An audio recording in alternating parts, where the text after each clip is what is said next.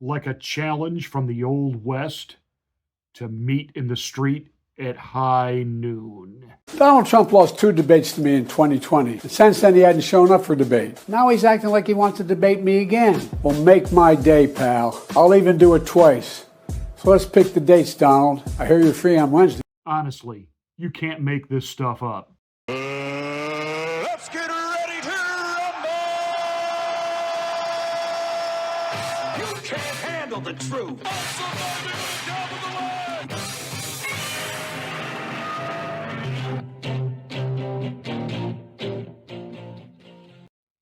Hi, I'm Pastor Marty. Welcome to the Afternoon Drive. Please make sure that you are subscribed to the channel. Once you are, smack the bell, click the word all. That'll give you notification of my rants, my ravings, and my undeniably flawless reasonings. Then like and share this video. That's the only way we get the word out that our channel is here. We have kind of been stuck at 6.9 thousand members like forever. Would you help me get over the 7,000 mark? I would really, really appreciate that.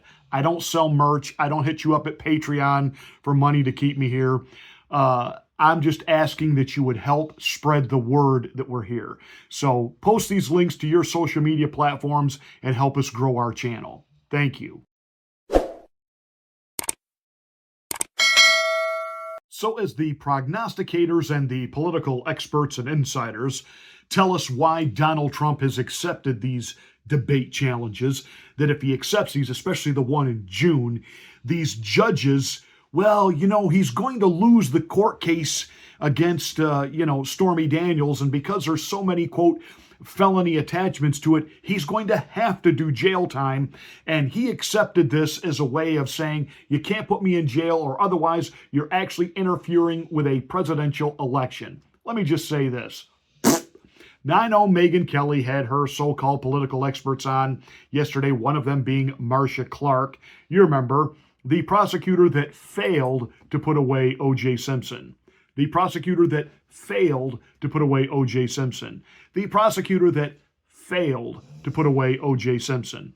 And she had somebody else on there, and I forgot his name. And now, I will say this in Marcia Clark's defense, that Trump will more than likely be found guilty, but he won't see jail time. The other legal expert that Megyn had on said, oh, yes, there's going to be no choice. He's going to have to face jail time. Well, there's a problem with that theory, and the problem is this: Secret Service. Donald Trump doesn't go anywhere without Secret Service. Not on his whim. It's because he was actually the president, and he has lifetime Secret Service protection. Therefore, if they, quote unquote, remand him to a jail cell, there have to be accommodations made for the Secret Service. And don't think that this judge isn't scratching his head. They keep wondering, he's just flagrantly, defying the judge and these gag orders that have been placed against him. And the only reason he's not in jail is because he's Donald Trump. No, the only reason he's not in jail, the judge knows there's no way to do this. There's just no way to do this. They can't put him in the regular city or county lockup because accommodations have to be made for the Secret Service. In other words, you're also sending the Secret Service to jail as well. So Houston, we have some serious problems here. And this judge bit off more than he could chew, and he blustered, and he was going to be large and in charge and not allow the TV cameras in, and his word was the law, and Donald Trump is going to obey. And Donald Trump basically, no, I'm not, and you're not going to take away my Second Amendment rights. You already have allowed this court case to get salacious with the ex-porn star up there, going on in detail that all of a sudden now she's a Me Too victim, despite the fact that it's a total change of her story. You've got Cohen just lying through his teeth up there. I have to be able to set the record straight. You let Cohen and Stormy Daniels go on every cable news show and give their version of the story, but I'm not allowed to say anything. Otherwise, I'm intimidating the witnesses. Bullhawk. This is a rigged setup. That's what Donald Trump is saying. That's what he's doing. And the judge kind of, thinking that he could intimidate Donald. Now he's basically, up the proverbial creek without a paddle. What are you going to do? You're going to put him and the Secret Service in jail? You know, what are you going to do here, Judge? So, all that aside, what nobody wants to talk about is, why did Joe Biden do this? Because he's in trouble. And he knows he's in trouble. And he's got to be able to show that he's not in trouble, that he's still strong and able to take on Donald Trump in a debate, because after all, he beat Donald Trump in those 2020 debates. Yeah, not really. In the first debate, Donald Trump beat himself. And he beat himself because he bailed Joe Biden out of trouble. Joe Biden was in mental decline in 2020. It's even worse in 2024. But Joe Biden, when he would start to give an answer, Donald Trump would interrupt him. And that would allow Joe Biden to kind of hit the reset and then spar with Trump and tell him, drop dead, shut up. And what Donald Trump needed to do in that debate was, when Biden was asked a question, even if he was just flagrantly lying, let him talk. Let him talk, let him talk, let him talk, because he will hang himself. He will either freeze up, lose, where am I? Why am I here? We need a commercial break. I need to change my Depends. I mean, that's what Donald Trump needs to do. In the second debate, Donald Trump did do more of that. Donald Trump's going into unfriendly waters. CNN, they're going to come after Donald Trump about all the court stuff. And those are going to be the kind of questions. And, and they're going to do everything they can to cover up for Joe Biden and give him softball questions on the economy, et cetera, et cetera, et cetera. They're going to mute Donald Trump's mic as Joe Biden is talking. That might actually help Donald Trump, by the way. That actually might help him. There's going to be no live audience there. Donald Trump, of course, feeds off the audience, so there'll be no live audience there. So the reason Joe Biden is doing this, he's trying to prove to everybody, I still got it and I can take the Trump. That was a 13-second commercial. 13-second, bring it on, Donald, make my day. And it took 5 cuts to do it. The herky jerky. See, I can do that right. That's an abrupt cut. This is a second take. Joe Biden needed 5 to make a 13-second video. 5. And those are the 5 we see. We don't really know how many outtakes were done, that it was so screwed up it had to be reshot, reshot, reshot, reshot. Is Joe Biden going to be able to stand there for 90 minutes? Now, of course, he did it with the State of the Union. Yeah, they had him so drugged up. I mean, he came out, he was supercharged. He was drugged. And it was obvious he was drugged. So that's about to get very interesting. But nonetheless, it's a win for Donald Trump. And we shall see. But it shows the desperation and the panic of the Biden administration, that they're having to accept this, that they're having to do this. And so early, June, because Joe Biden is hemorrhaging support from the people that he needs the support from: blacks, Hispanics, young people. So Donald Trump does need to take this part seriously. Whatever they need to do to get Joe Biden ready for debate number 1 in June, they will, because they need that to swing momentum back in Joe's favor.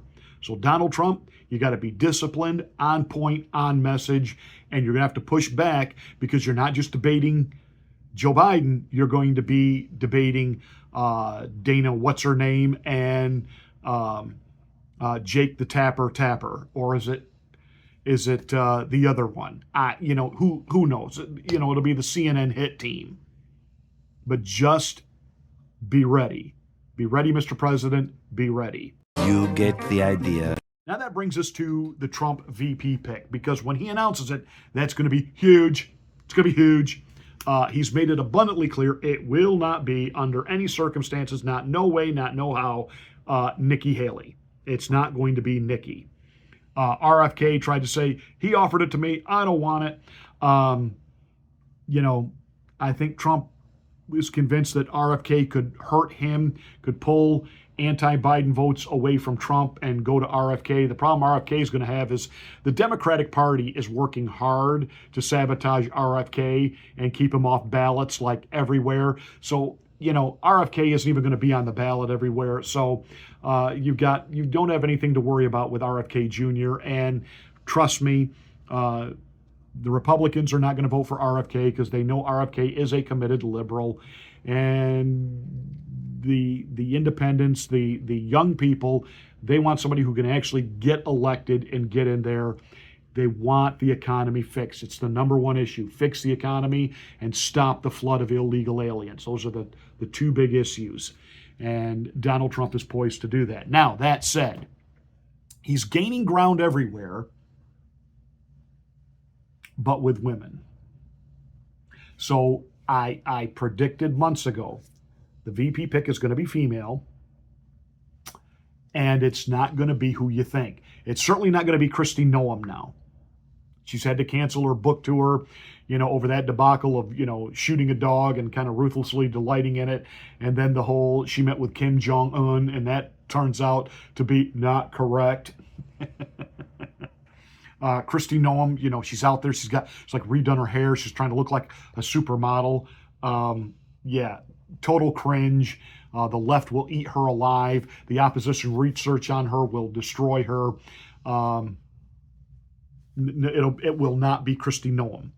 I like Kari Lake. It's not going to be Kari Lake. It's not going to be Tim Scott. Like Tim Scott, but again, the left will ruthlessly destroy him as the Uncle Tom. They'll go after him like they did Larry Elder. And with Tim Scott, Trump doesn't gain anything. He doesn't gain any new support. He doesn't reach into any other demographics with Tim Scott. Like Vivek Ramaswamy, I definitely think Vivek is going to have a place in the Trump administration, as will Tim Scott, but it won't be as VP. And Vivek, to be quite honest, would be far better serving the country and Trump to do other things that he can serve within the Trump administration and keep his podcast and stay out there and be talking and representing Trump without officially being the VP. That's to Vivek's benefit, to be honest with you. I said this 6 months ago. I'm going to say it again. Trump's VP pick will be Tulsi Gabbard. And the reason I say that, she's a woman of color, and she is conservative enough that she can draw other people in. She can draw other people in. It expands Trump's appeal. She can reach those soccer moms. She can reach those suburban moms. She can reach those urban moms. And let's not forget, Tulsi Gabbard has been on a debate stage with Kamala thinks she's a Hottie Harris, and mopped the floor with her in Democratic primaries. Tulsi Gabbard can go after Kamala Harris on the debate stage, and it will be classic, and it will be soundbite heaven for those of us who do this. Tulsi Gabbard is the win-win. That is my prediction.